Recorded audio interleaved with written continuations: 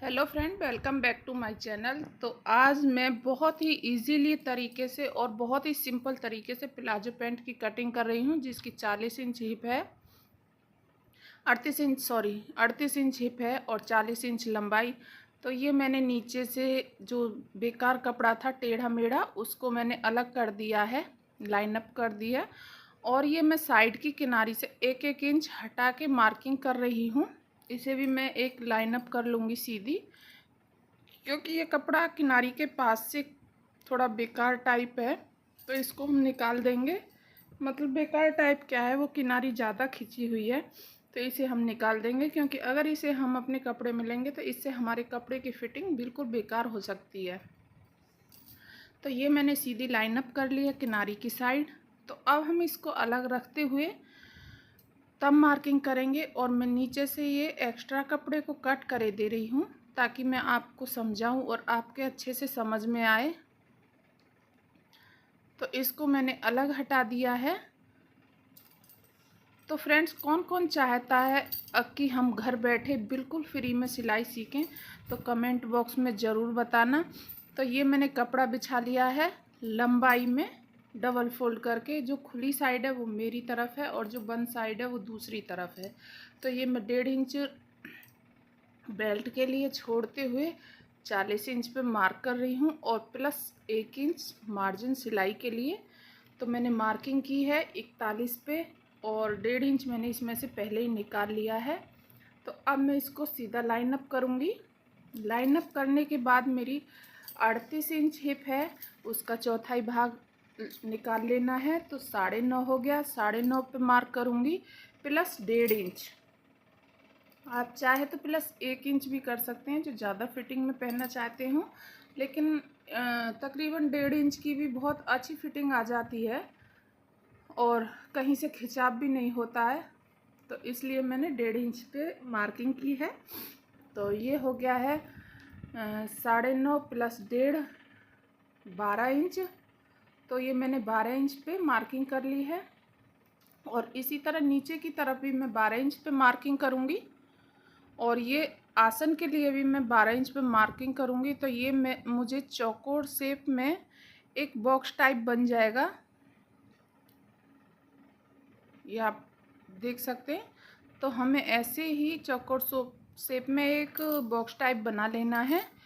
और इसके आगे मैं 2 इंच एक्स्ट्रा रखूँगी क्रोच एरिया के लिए। आप चाहे तो 2.5 भी रख सकते हैं। अगर ज़्यादा हैवी साइज़ है, 40 है, 40 के ऊपर है, तो आप 2.5 इंच लें, उससे परफेक्ट होता है, नीचे से कोई खिंचाव वगैरह नहीं आता। और ये मैं 1.5 इंच पे मार्किंग करके इसको क्रोच एरिया में राउंड शेप कर लिया है। और नीचे से मुझे मोहरी चाहिए 6.5 इंच। तो मैं इसको नीचे से पहले वो निकालूंगी सेंटर इसका। तो यहाँ से मैंने इंच टेप रख के मार्क कर लिया है। तो 5.5 इंच पे मेरा सेंटर बन रहा है। तो 5.5 इंच पे मैं बीचों बीच में इस तरह मार्किंग करती हुई पहले एक सीधी लाइन ड्रॉ करूँगी। तो इससे क्या है, हमारा सेंटर पेंट का बहुत अच्छा निकल आता है और पेंट इधर उधर नहीं घूमती है, ना इसके पांचे घूमते हैं, ना इसमें खिंचाव आता है, ना इसका जैसे पैरों के नीचे से ये बीच में से खिंच जाती है पेंट, ऊपर की साइड अजीब सी लगती है, तो वो भी नहीं होगा। एकदम परफेक्टली शेप इस पेंट की आएगी। तो ये मैं चुन्नट के लिए मार्क कर रही हूँ 4.5 इंच पे नीचे की तरफ, और ऊपर से वही 5.5 पे और आधा आधा इंच दोनों तरफ मैं 1 इंच की चुन्नट भरूंगी इसमें।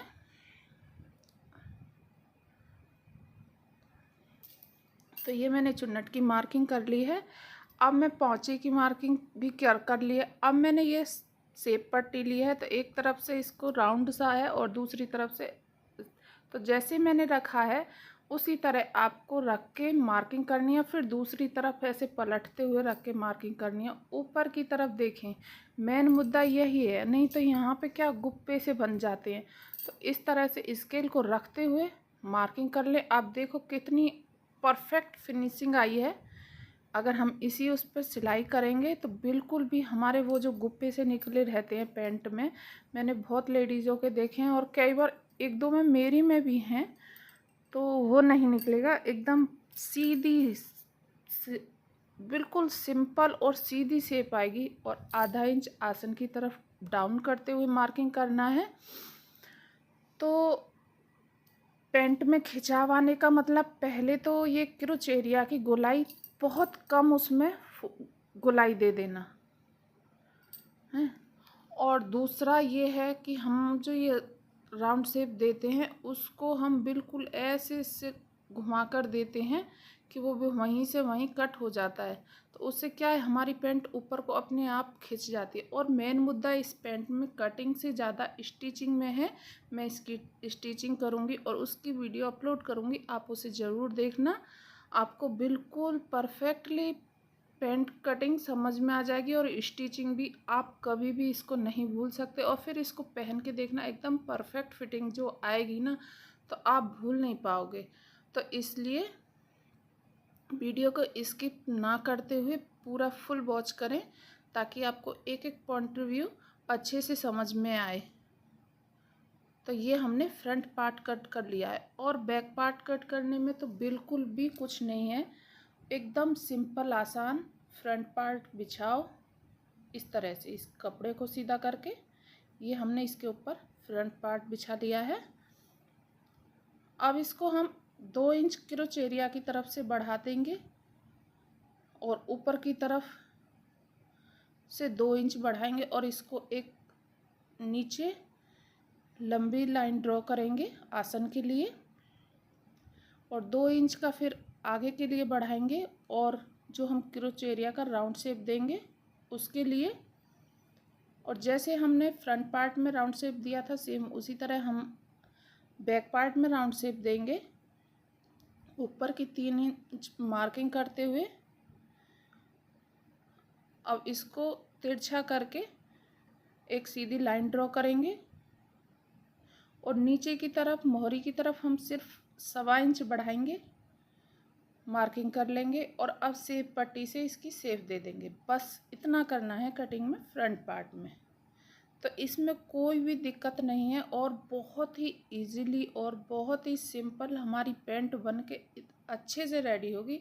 अगर आपको इतने पे भी बिल्कुल समझ में नहीं आया, क्योंकि ये मैंने बहुत ही स्लो वीडियो बनाई है, नहीं आता है, तो आप मुझसे कमेंट बॉक्स में ज़रूर पूछ सकती हैं, कभी भी कमेंट करके मैं रिप्लाई अवश्य दूंगी। तो ये हमें बैक पार्ट भी कटिंग कर लेना है। तो हमने अपनी तरफ से कोई सी भी फ्रंट पार्ट की कटिंग नहीं की है, तो उसको हम दोनों को एक साथ कर रहे हैं ताकि हमारा ये आगे पीछे ना हो। उससे क्या है, थोड़ा भी वो हो जाता है तो उसी से हमारी फिटिंग में फ़र्क आने लगता है कपड़ा। तो इसलिए मैं ये दोनों को एक साथ कट कर रही हूँ ताकि इधर उधर कपड़ा ना हो, अच्छी से फिटिंग आए। तो ये परफेक्टली हमने पेंट की कटिंग कर ली है। और अब इसकी हम नेक्स्ट वीडियो में स्टिचिंग करेंगे। तो फ्रेंड्स, किस किस को मेरी वीडियो अच्छी लगी कमेंट बॉक्स में ज़रूर बताना। अगर वीडियो अच्छी लगी हो तो वीडियो को लाइक करना, शेयर करना। और चैनल को पे अगर नए हैं तो चैनल को सब्सक्राइब कर लेना, ताकि आपको हर तरह की कटिंग डिज़ाइंस की वीडियो मिलती रहे। तो फ्रेंड्स, मैं सुबह में 11 बजे से लाइव आती हूँ और शाम में 9 बजे से लाइव आती हूँ। अगर आपका कोई क्वेश्चन हो आप वहाँ भी मुझे ज्वाइन कर सकते हैं। धन्यवाद।